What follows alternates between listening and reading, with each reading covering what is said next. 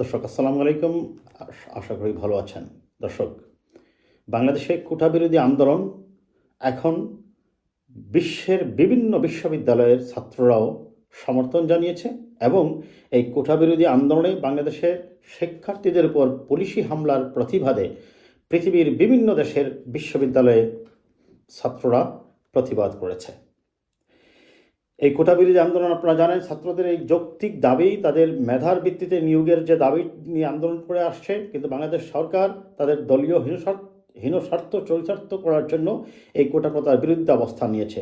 যদিও আজকে তারা আন্দোলনের তীব্রতা বুঝতে পেরে এবং জনসমর্থন বুঝতে পেরে তারা এটার থেকে পিছপা হয়েছে এবং এখন বলছে তারাও কোটা সংস্কারের পক্ষে, এবং তারা এখন তাদের ইউটার্ন নিয়ে এখন আলোচনার জন্য তারা প্রস্তাব করেছে। অথচ এই সরকারি যারা আন্দোলন করছে তাদেরকে রাজাকার বলেছে, তাদেরকে দেখে নেওয়ার হুমকি দিয়েছে, তাদেরকে রাজাকারের বাচ্চা বলে হুমকি দিয়েছে। অথচ সরকার আদালতের উপর বন্দুক রেখে এই ধরনের অপরাধমূলক কাজ বা সামাজিক অন্যায়টা তারা প্রতিষ্ঠা করার চেষ্টা করেছে। আজকে কোটার এই অযৌক্তিক প্রথার পক্ষে কথা বলার অর্থটাই হচ্ছে রাষ্ট্র অপরাধের পক্ষে অবস্থান নেওয়া, রাষ্ট্র অন্যায়ের পক্ষে একটা অযৌক্তিক কোটার পক্ষে অবস্থান নেওয়া। যাই হোক, সেই কোটা প্রথা নিয়ে আজকে জানেন আপনারা গত 2 দিন থেকে বিশেষ করে সরকারের যে স্ট্রিম রুলার, সরকারের পেটুয়া বাহিনী, তাদের লেলিয়ে দেওয়া সন্ত্রাসী জঙ্গি বাহিনী, ছাত্রলীগের যে আক্রমণ এবং তার পাশাপাশি আইন শৃঙ্খলা রক্ষাকারী বাহিনীকে দলীয় বাহিনীর মতো ব্যবহার করে গতকাল এবং আজকে মিলে সর্বমোট প্রায় 34 জন নিরীহ নিরপরাধ আন্দোলনকর্মী নিহত হয়েছে।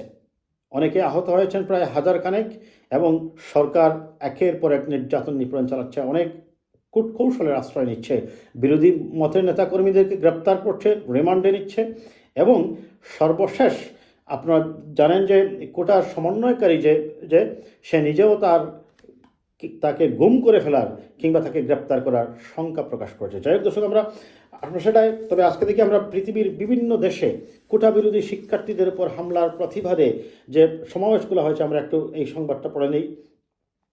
কোটা বিরোধী আন্দোলনে হামলার প্রতিবাদে বিক্ষোভ করেছেন বিদেশে উচ্চশিক্ষায় অধ্যয়নরত শিক্ষার্থীরা। দেশ জুড়ে কোটা সংস্কারের দাবিতে বিক্ষোভকারী শিক্ষার্থীদের উপর হামলার তীব্র নিন্দা ও প্রতিবাদ জানিয়ে অস্ট্রেলিয়া, কানাডা ও জার্মানিতে অধ্যয়নরত বাংলাদেশি শিক্ষার্থীরা অস্ট্রেলিয়ার সিডনিতে কোটা বিরোধীদের পক্ষে সংহতি জানিয়ে সমাবেশ আয়োজন করে the university of Sydney, university of technology Sydney, Macquarie বিশ্ববিদ্যালয়, জর্জ ব্রাউন ইম্পেরিয়াল কলেজ সহ বিভিন্ন কলেজ। এছাড়া জার্মানির মিউনিকে কোটা সংস্কারের পক্ষের শিক্ষার্থীদের পক্ষে সমাবেশ করেছে জার্মানিস্থ বাংলাদেশের শিক্ষার্থীরা।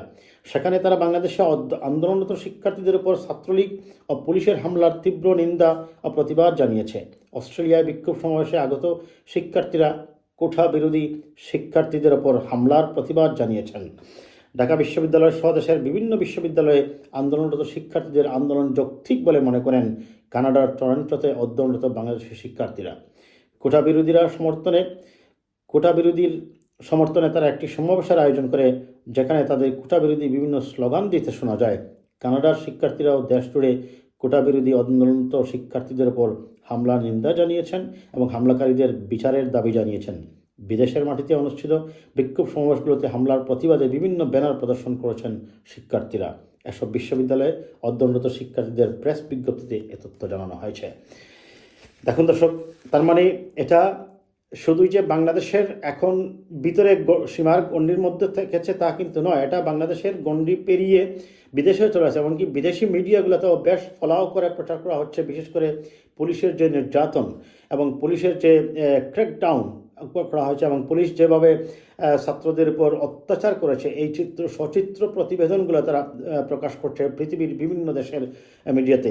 আমি মনে করি যারাই প্রবাসে আছেন বাংলাদেশি বংশোদ্ভূত, সেটা UK, USA, Canada, Australia, Japan, Germany, যেখানেই থাকেন না কেন, আপনারা সরকারের এই নির্যাতন, নিপীড়ন এবং গণতন্ত্র হত্যার প্রতি এবং ছাত্রদের এই যৌক্তিক দাবির প্রতি তাদের যে স্বৈরাচারী এবং ফ্যাসিবাদী চরিত্র এবং যেভাবে পুলিশ কর্তৃক নিরীহ নিরপরাধ আন্দোলনকারীদেরকে গুলি করে হত্যা করা হচ্ছে এবং এ পর্যন্ত প্রায় 35 জন মানুষকে হত্যা করা হয়েছে এবং পুরোপুরি যে মধ্যযুগীয় বর্বরতায় রাতের অন্ধকারে পুলিশ বাহিনী গিয়ে যেভাবে নির্যাতন করছে, নিপীড়ন করছে, এমনকি মেয়েদের উপর যে আক্রমণ করছে, এগুলো নিয়ে সারা পৃথিবীতেই বাংলা ভাষাভাষী বাংলাদেশি বংশোদ্ভূত যারা ছাত্রছাত্রী আছেন বিভিন্ন বিশ্ববিদ্যালয়ে তাদের সোচ্চার হওয়া প্রয়োজন বলে আমরা মনে করি।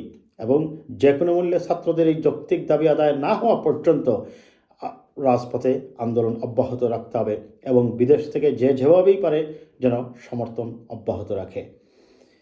ভালো থাকবেন দর্শক, কথা হবে আবার কোনো বিষয়ে।